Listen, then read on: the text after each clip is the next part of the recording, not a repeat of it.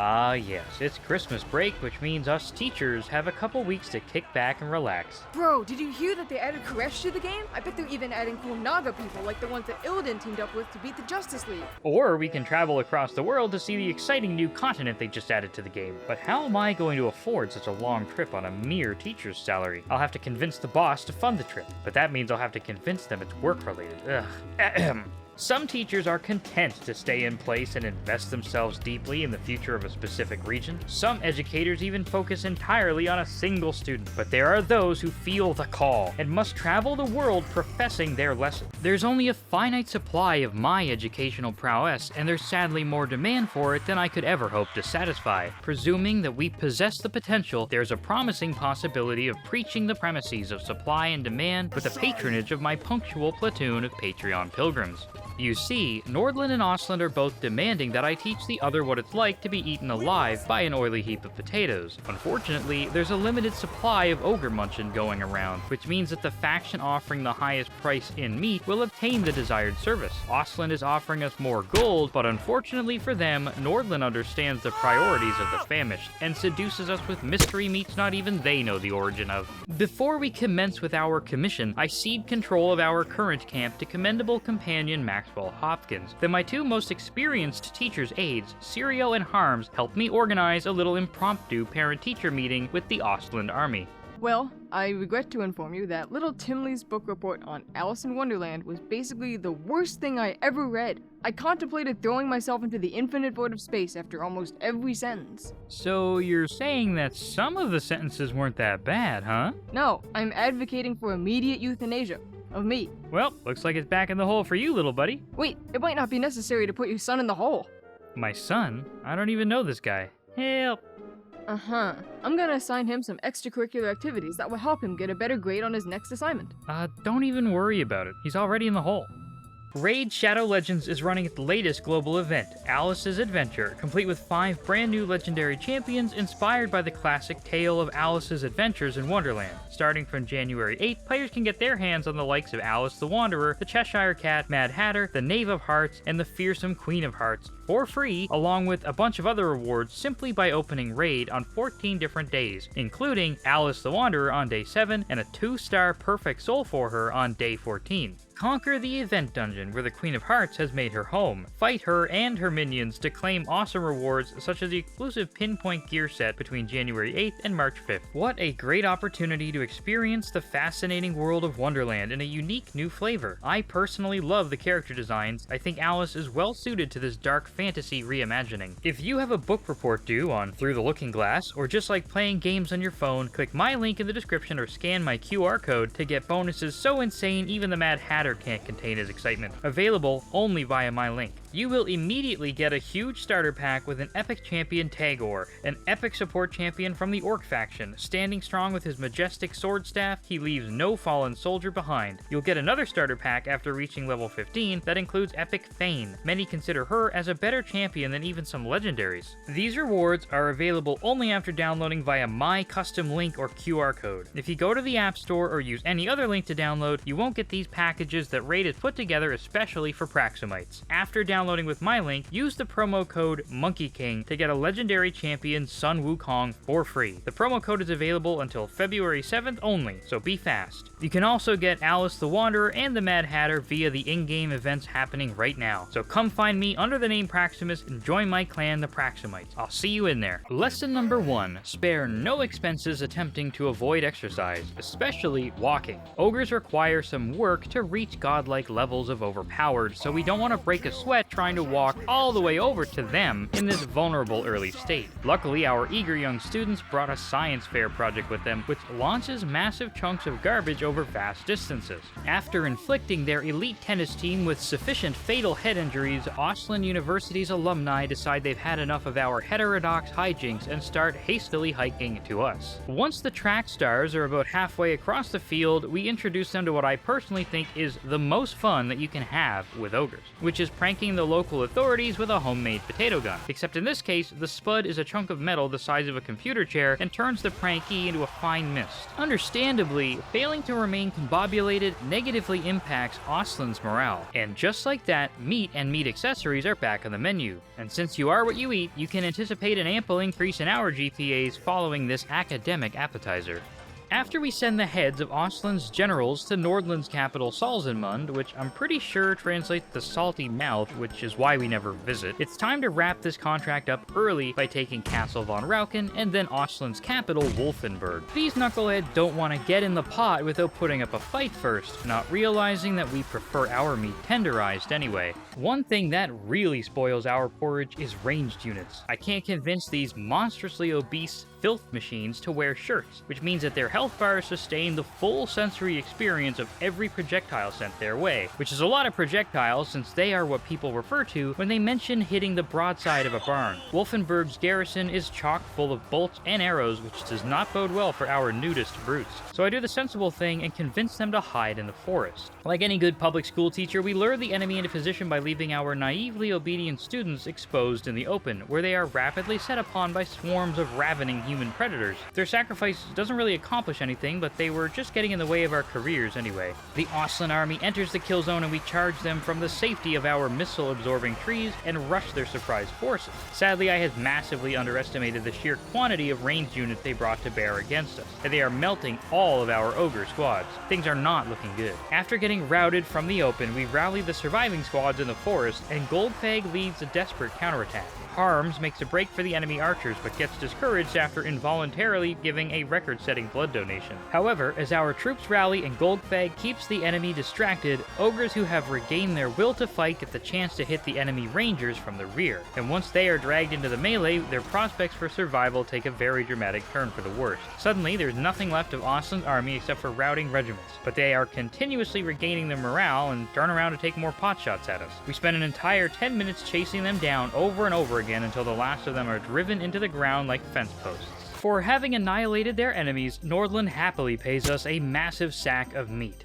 If you know anything about the current prices of groceries, you know that this was a much better deal than getting the gold directly. But if you know me, you know my motto is always to win by the largest margin possible, which means we should spend some time investing in our army before we take any further jobs. We recruit Eric B. Elastic, Disaster of Steel, and Francis II, the Firebelly. When it comes to heroes, I'm a big fan of bruisers, in particular because they just don't quit. So I rush to unlock the technology Sky Titan Defenses, which enables us to recruit even more bruisers, Hood, and Lungulus. Later on, I'm going to blow your mind with ogre hunters, but until they're mounted, they're basically just fat bastard with a walking stick. Speaking of patron heroes, every ogre hero unit unlocks big names for their achievements on campaign and in battle. If you are amongst the heroes named in this video, stick around at the end to see which names you might have gotten during the adventure. These names also provide some nice little bonuses to improve their fighting efficacy. Now, we're ready for another job, and the Norskins have recognized just how dangerous a body positivity movement can be. Scaling offers us a contract, and we happily accept, turning on our previous employers enthusiastically. After retaking Castle von Rauken and handing it to a new third owner, Wolfric steps in and confederates the Scaling clan, which immediately invalidates our contract, ending the carnage before it even began. Like any proper gym bro, Wolfric saw Fellman Ingerson hanging out with us at the McDonald's and stepped in to keep Fellman from becoming a fat man. Fine then, if they're too cool to hang out with us, I know somebody who definitely has no health and safety concerns in their social decision making, and that would be Clan Mulder, who happened to be conveniently looking for someone to hire for a Russian connection, in particular, connecting Kislev with the inside of a soup cauldron. Say no more, speaks Goldfag, who auto-resolves the pathetically understaffed Ehrengrad and shortly afterwards Castle Alexandrinov as well, managing to complete the contract in 2 short turns and earning another cornucopia of meaty riches. I wonder which modern geopolitical events could explain this suspicious lack of fighting-age Slavic men. It is far better to end contracts as soon as they are are satisfied because you get rewarded with absolutely unholy quantities of meat compared to what you can gain by other means. I've heard that contract rewards are going to get nerfed, which makes sense considering I can basically propel myself to godhood after a single contract. With these recent successes, we have no excuse not to be opening up new schools, so we opened Space Drake's Triathlon School for cripples and the blind. Naturally, better education means we can hire more specialists, which is why we want even more schools. We can exponentially increase our camp potential by researching this technology, which increases our maximum number of camps every time one of our maximum security educational facilities reaches level 5, meaning that as long as the contracts keep coming in, the hero train keeps going. While we are replenishing our forces, I noticed my already redonkulous coffers are exploding at the seams to an unprecedented extent, and it occurs to me that the camp armies pay no upkeep whatsoever for their soldiers. Tired of lugging all this useless gold around, which we can't even buy meat with, I drown my camp tyrants in coins so that they can purchase the best and brightest defenses available to us, leaving me feeling certain that defending ogre camps will be a trivial and pleasant experience. One thing that you need to understand when you're playing as or against the ogres is that bruisers love to snack. Big surprise there, right? If you play your cards right, these brutes can be snacking as early as level 12. This skill grants them regeneration while in combat. These impenetrable walls of sentient lard can get regeneration in combat. This is a priority for me, and it should be for you too.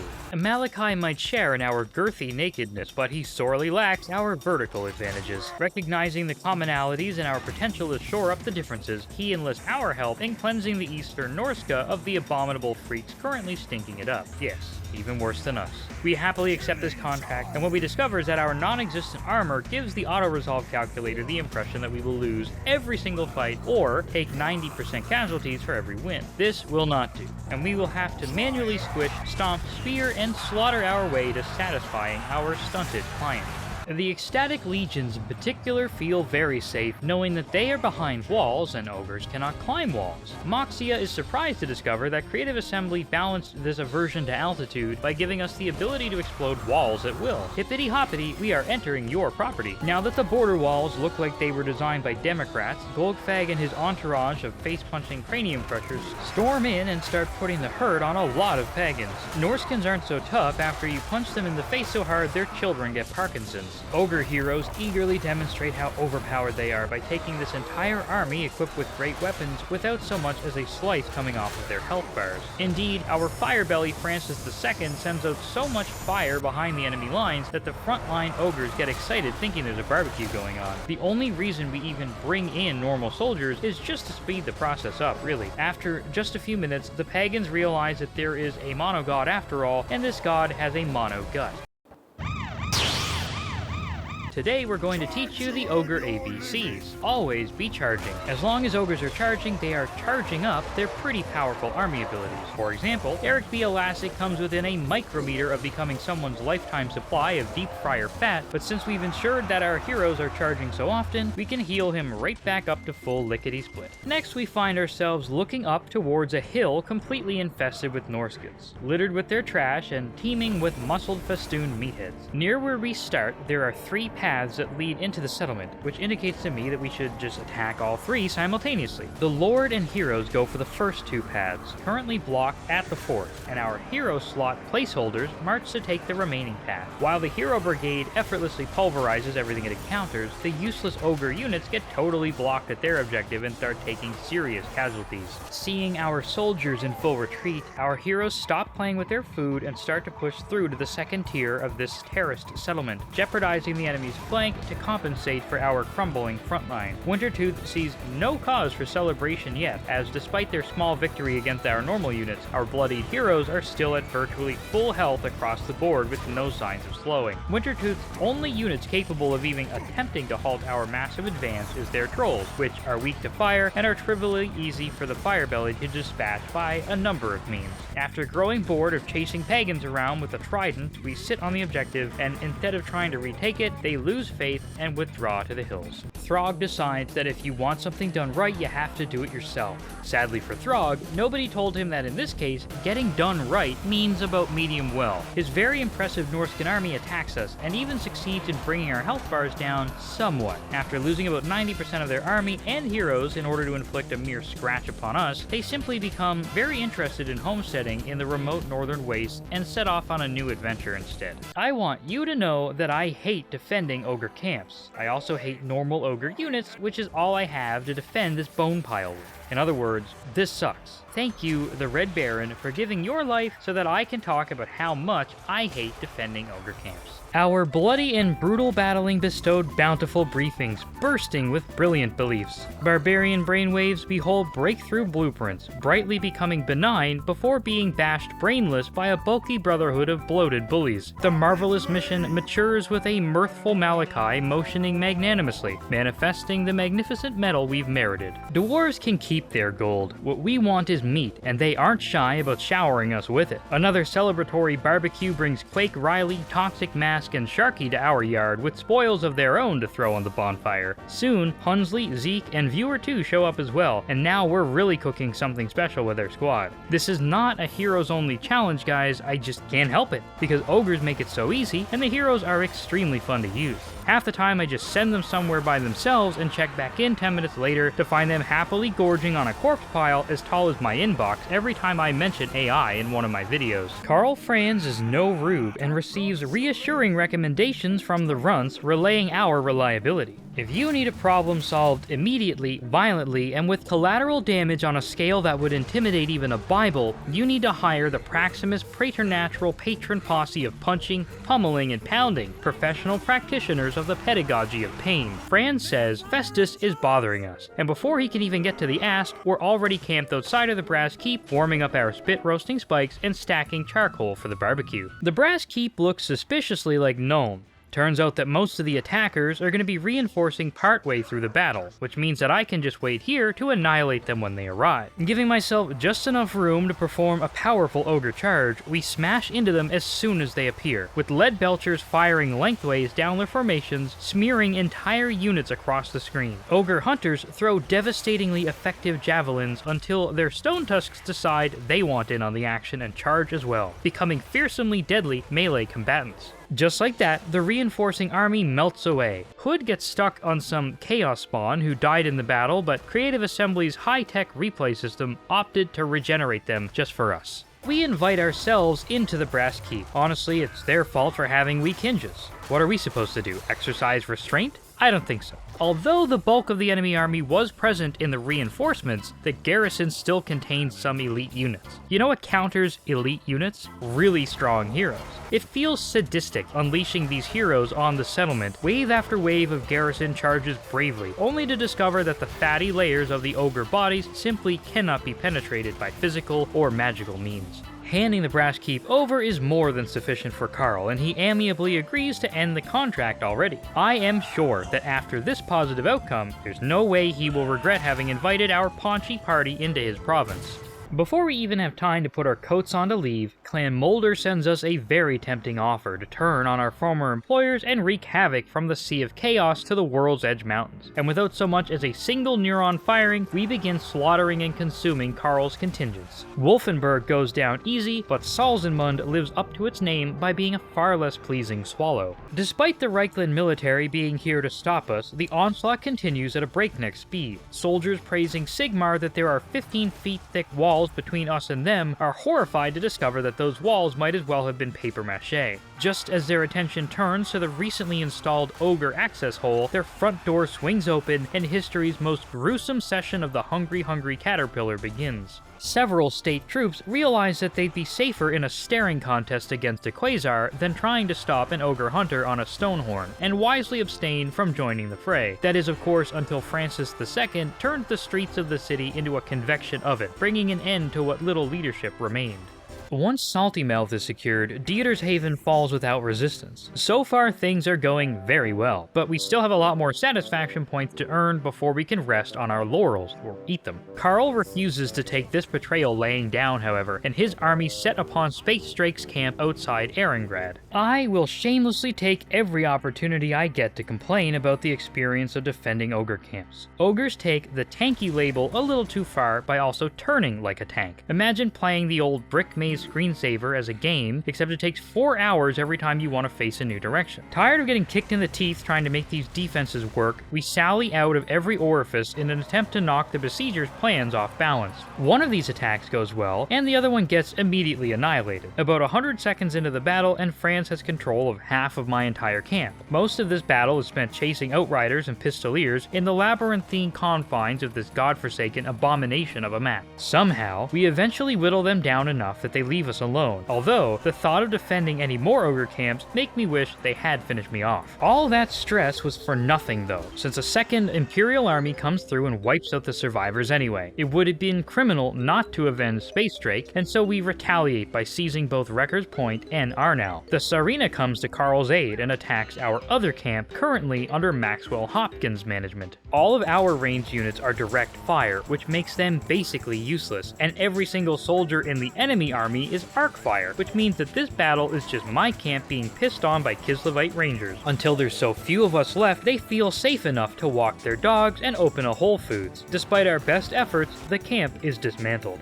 Maxwell Hopkins fought valiantly, but no amount of spirit and strength can overcome the sheer unenjoyability of defending Ogre camps as the Ogres. Their army composition, their big size and slow turning speed, everything about these battles just reeks. Intending to finish off what his allies had started, Lewin Leoncourt assaults Golgfag directly as the final point of their triple alliance. Coming to the defense of our client's garrison is probably giving us too much credit. The Skaven of Arnau arrive on the field before us and are facing down the wrong end of a massive force of Bretonnian lances. Not one of these garrison troops has more than 20% health, which means that we're about to witness one of the most one-sided matchups in history. In fact, the garrison isn't even on the balance of power. At least we can potentially avenge them. Tired of dealing with their slow fire rate and direct line of sight requirements, we let the cavalry murder our lead belchers. They were fun while they were new. The rest of the battle is just our heroes murdering peasants and nobles with impunity, until they decide that this alliance with Reichland thing isn't really worth the rub. Unfortunately for Lewin, cavalry are good at breaking up formations of humanoids, but ogres are what I like to call humanoid plus, as in plus 800 pounds. All we need to do now is seize Gorsel and we will have done our duty to the marketplace of involuntary exchanges. Taking a settlement from Bretonnians is like making candy out of a baby. They put barricades up, we rip them down. The defenders raise their spears in defiance, and we shish kebab them on their own implements. Narrow streets become opportunities to bounce flaming heads back and forth, and frankly my mouth is watering just writing this down. Sure enough, seeing your social circle get turned into finger food causes some second thoughts amongst the defenders, and we soon find ourselves governing Arnau unopposed. Well, I think it's about time that we start actually trying to head towards Khuresh. You guys don't mind if we just leave, right?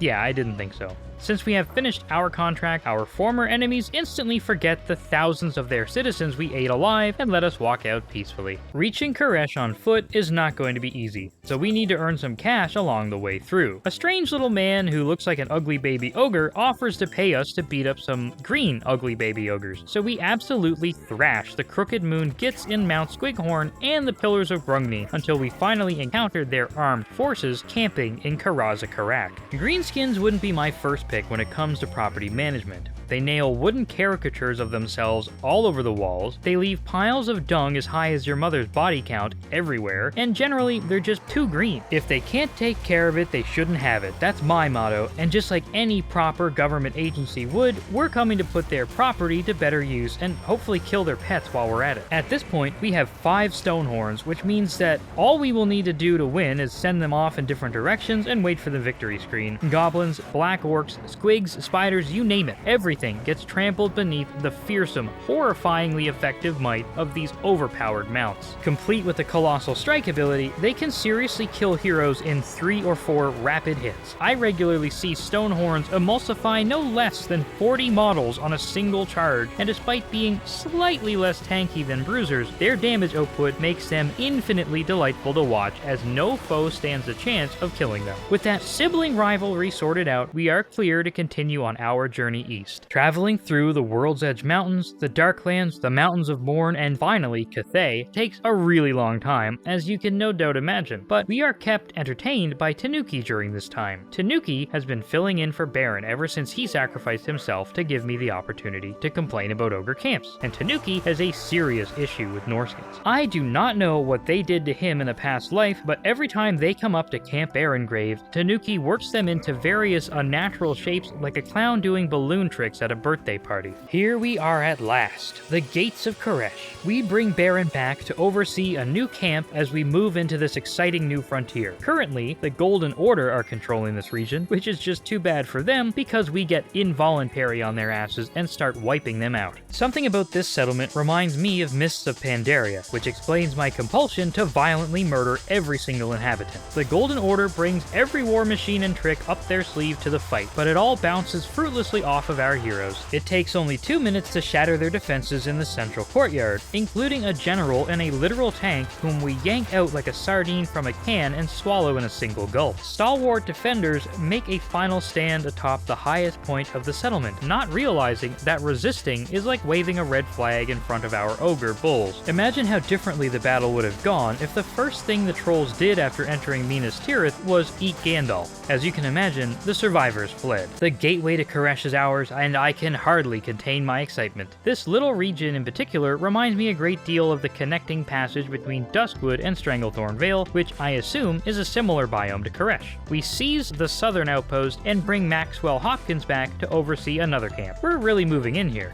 It turns out we really are getting a sneak peek into the current state of Khuresh, and apparently it's a completely empty, featureless void. Not a good enough reason to skip a second breakfast though, so we open this fight with a delightfully devilish surprise for our foes. Golgfag starts the battle right in their faces and clocks them one good, I tells ya. They are so disoriented by the sudden appearance of an overweight Genghis Khan that they almost didn't notice the 6 Stonehorns barreling down on them from behind. They wisely turn to face the incoming threat, not realizing that all their gunpowder and steel will do nothing to slow the avalanche of pain that is about to be dropped on their heads. My best actual estimate is that more than 100 models were instantly killed just on the first 2 charges of Stonehorns, which is ridiculous, honestly. Unwilling to give even a moment's respite, our bruiser squad comes in to finish the deal through the fiery fury of a flaming skull, and unsurprisingly, the enemy routs. This is what it was all about, and I have to tell you, Ogres and Golgfag are going right to the top of my favorites list. The only thing that would have made them better is if I didn't prefer welding traffic cones to my eyeballs than defending the camps. Well, there you have it. We made it to Khuresh. If you don't think that counts, consider the following argument. If I had drove to McDonald's on my lunch break only to discover that they were closed and then went back to work, and my boss said, "Hey, where'd you go for lunch?" Would I be wrong to say I went to McDonald's even though they were closed? Of course not. You know in your heart that in this video the ogres went to Khuresh, so I don't want to hear no lip or else it's detention. And now, here is our showcase for our Patreon's big names.